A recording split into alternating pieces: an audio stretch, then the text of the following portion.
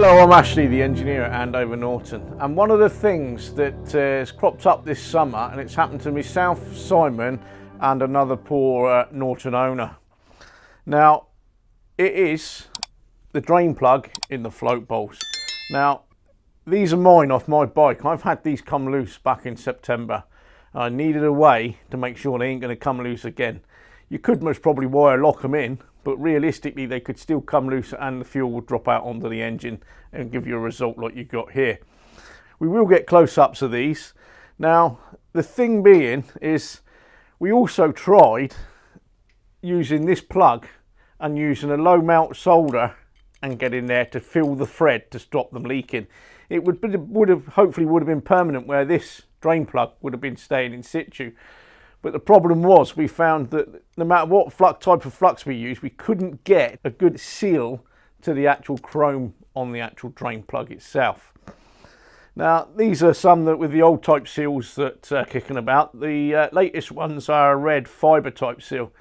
They work to an extent, but we find that with the red seals, these plugs tend to come loose more often.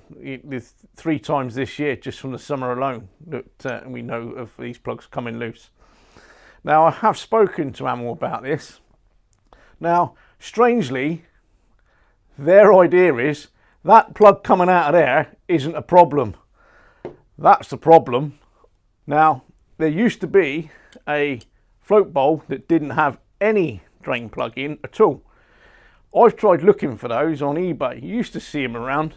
Now, they would be ideal because they haven't got a drain plug to fall out. Trying to find them now is like hen's teeth. Again, Amal don't have the casting pattern to cast the original style without the drain plug. Now, when it comes to the drain plug, there's 2 different types of float bowl. There's an early type, which is got the actual drain plug in the right place. So you can actually remove the drain plug and change the jets. The later type you can't, because it's so far offset, it's an absolute pain to get in there and try and get onto the jets. So realistically, in this day and age, they only need to either go back and make the correct type or go back and make the original type that doesn't have a drain plug at all. Realistically, I've never had to take it out to change jets. I prefer to strip the carburetors and do that. Now, after our attempt with the solder failed, we needed another solution. Now, I looked online. Now, the only thing I could find that would do thread locking and was pretty resistant to ethanol and unleaded fuels was this Loctite product here, Loctite 2400. Apparently it's their health and safety friendly type thread locker, and it comes in a tiny little bottle. It's not cheap. You pay for the privilege, I suppose, of having it health and safety friendly these days. Now, that seemed to do pretty well. I've got these in here, and this will go back on the bike and I would test these under vibration. I've tested it with fuel over the weekend and it's done 48 hours and not leaked a drop. So hopefully, providing the plugs stay in with the thread lock, I should have a seal and a plug that's not going to come out. Be aware there is a lot of ethanol resistant sealants out there. Now, when you're looking them up, make sure that they also are a thread locking type, because a lot of the ethanol ones that I stumbled across tend to be ethanol resistant but not thread locking. Trying to find the 2 is the trick.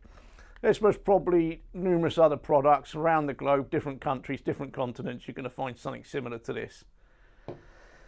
Now, hopefully this is going to work, and hopefully one day they'll go back to the decent washers like they've got here that actually retain the plugs, and you could actually get them tight and leak free and they wouldn't come out. In the meantime, we've just got this solution to try and test. If you go down this route, just make sure all your threads are clean and dry. Put it together. You can turn your bowl up. You can put some solvent in there or some fuel if you want to test what you're using with the actual fuel you're using, and to see if it leaks out. I've done that over the weekend, nothing. Now, any questions or queries, please contact myself and Simon at Andover Norton, where we'll try and help you. Thank you very much.